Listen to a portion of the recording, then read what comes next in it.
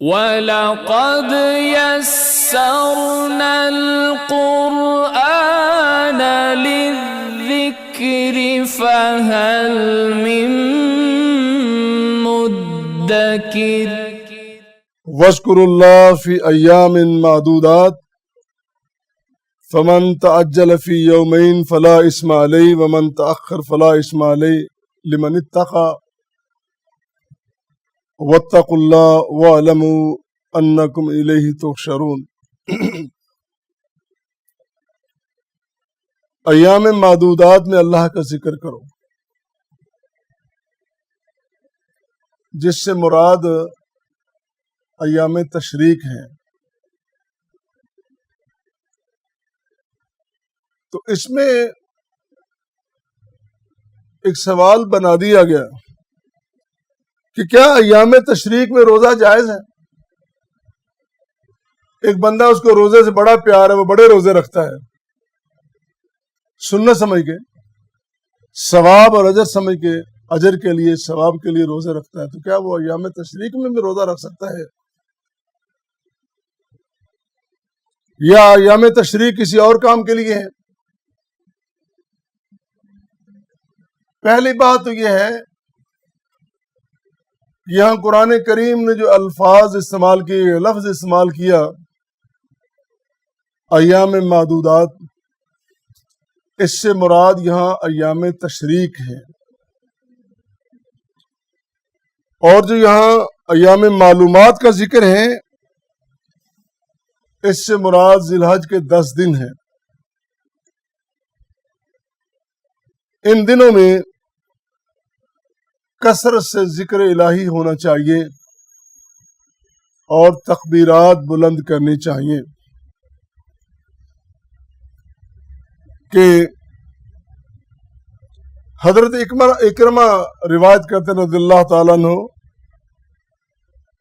کہ ایام تشریق میں فرض نماز کے بعد تکبیرات بلند کرنی چاہیے، اللہ اکبر اللہ اکبر لا الہ الا اللہ واللہ اکبر اللہ اکبر وللہ الحمد۔ ان کا ذکر، ان تکبیرات کا ذکر، تکبیرات کی ادائیگی کثرت سے فرض نمازوں کے بعد ہونی چاہیے۔ اس کے بعد بھی جب موقع ملے، دل کرے، کر لینا چاہیے۔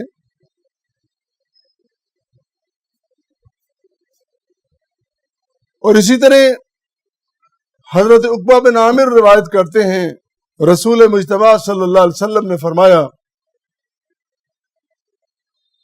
یوم عرفہ و یوم النحر و ایام التشریق عندنا اہل الاسلام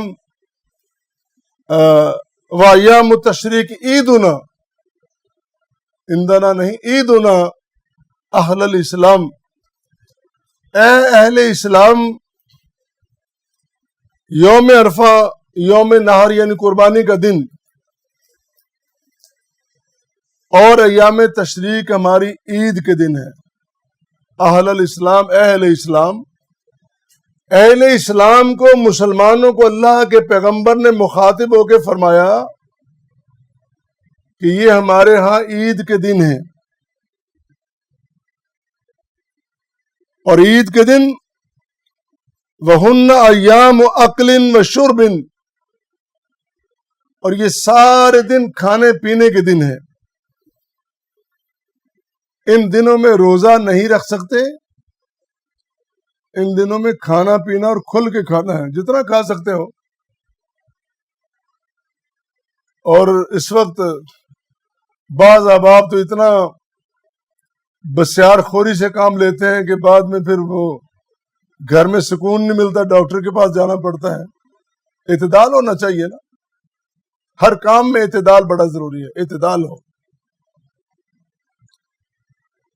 رسول کریم صلی اللہ علیہ وسلم نے فرمایا، مسند احمد کی روایت ہے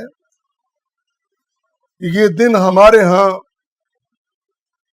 عید کے دن ہیں، اور ان دنوں میں ہمیں کھانا پینا چاہیے۔ دوسری روایت میں فرمایا ایام تشریق ایام اکل و شرب و ذکر اللہ عز و جل. ایام تشریق کھانے پینے کے اور اللہ کے ذکر کے دن ہیں. مسلمان تو عام حالات میں بھی اللہ کے ذکر میں رہتا ہے. مثلا اگر اس نے ایک لقمہ بھی کھانا ہے تو پہلے بسم اللہ پڑھے گا. رسول کریم صلی اللہ علیہ وسلم نے فرمایا اور آپ کی سنت بھی ہے بسم اللہ پڑھنا چاہیے. اور جب وہ لقمہ کھا لے گا تو ساتھ اس کے کہے کہ الحمدللہ اللہ تیرا شکر کہ تو نے مجھے یہ کھانا دیا یہ پینا نصیب کیا اور مجھے مسلمان کیا, یہ تیرا بہت بڑا کرم اور فضل ہے. مسلمان تو ہر دم ہر لمحے ہر قدم اللہ کے ذکر میں رہتا ہے اور اس کو رہنا بھی چاہیے. اور یہی حضور فرما رہے ہیں کہ یہ کھانے پینے کے دن اور اللہ کے ذکر کے دن ہے. لیکن ان دنوں میں روزہ نہیں ہے. روزے سے آپ نے منع فرمایا, جس طرح کہ حضرت ابو ہریرہ روایت کرتے ہیں رضی اللہ تعالیٰ عنہ کہ نبی کریم صلی اللہ علیہ وسلم نے عبداللہ بن حذافہ کو مینا کے مقام پہ بھیجا اور فرمایا کہ جاؤ وہاں جا کے اعلان کرو. حضور نے فرمایا کہ جاؤ اعلان کرو, لوگوں کو بتاؤ لا تصوموا هذه الايام, ان دنوں میں روزہ نہیں رکھنا. واذکروا اللہ فی ایام معدودات, ان گنتی کے دنوں میں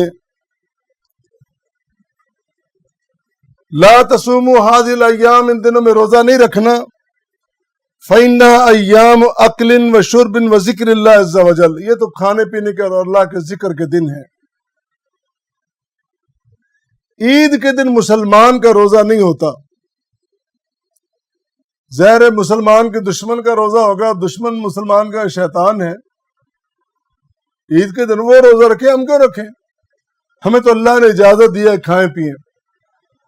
اور عام دنوں میں جب روزے کا دن ہوتا ہے اللہ تعالیٰ خوش ہوتا ہے کہ بندہ روزہ رکھے, پھر اللہ خوش ہوتا ہے.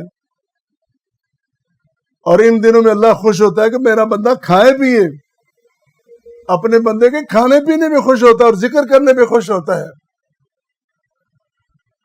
اور عیدیں بھی وہ ہیں جو اللہ کے رسول نے ہمیں بتا دی ہیں. عیدیں کتنی ہیں؟ 2 عیدیں ہیں, عید الفطر اور عید الاضحیٰ. اس کے علاوہ شریعت میں, اسلام میں, قرآن و سنت کی تعلیمات میں کوئی اور عید نہیں ہے. ہم ویسے کہہ سکتے ہیں کہ فلاں دن ہمارا اتنا بڑا خوشی کا دن ایسے ہے جیسے عید ہوتی ہے, یہ کہہ تو سکتے ہیں, خوشی کا اظہار کر سکتے ہیں, لیکن اس اظہار کو ہم تہوار کے طور پر منا نہیں سکتے. یہ فرق سمجھیں. رسول کریم صلی اللہ علیہ وسلم کا دنیا میں تشریف لانا, آپ کی ولادت باسعادت بہت بڑی خوشی کی بات ہے. ہم اس وقت کو عید سے بھی بڑھ کر سمجھتے ہیں, اس سے بھی زیادہ خوشی کا دن سمجھتے ہیں, لیکن بطور تہوار کے منا نہیں سکتے, اس لیے کہ رسول کریم صلی اللہ علیہ وسلم نے منایا نہیں اور اجازت نہیں دی. ہم اپنی مرضی سے کچھ نہیں کر سکتے, خواہش ہو بھی تو کچھ نہیں کر سکتے. ہماری تمام تر خواہشات, تمام تر ہماری آرزوئیں, تمام تمنائیں دب جاتی ہیں حدیث مصطفیٰ کے نیچے, آپ کے فرمان کے سامنے, جہاں بڑے بڑے ائمہ کرام نے بھی فرما دیا کہ جب میرے آقا کا فرمان آ جائے تو ہم امام, تمہارے درمیان امام ہیں, تم ہمیں بڑا بنا رہے ہو, لیکن رسول کے سامنے تو ہم بڑے نہیں ہیں نا, رسول کی تو امتی ہیں, ان کے سامنے ہم بڑے کیسے بن سکتے ہیں؟ ان کے سامنے بڑے تب بنیں گے جب ہم ان کی سنتوں کا پہرا دیں گے, جب ہم احادیث نبوی پہ عمل کریں گے, جب شریعت مطہرہ کے مطابق چلیں گے, پھر ہم بڑے نہیں بنیں گے, اللہ ہمیں بڑا بنا دے گا.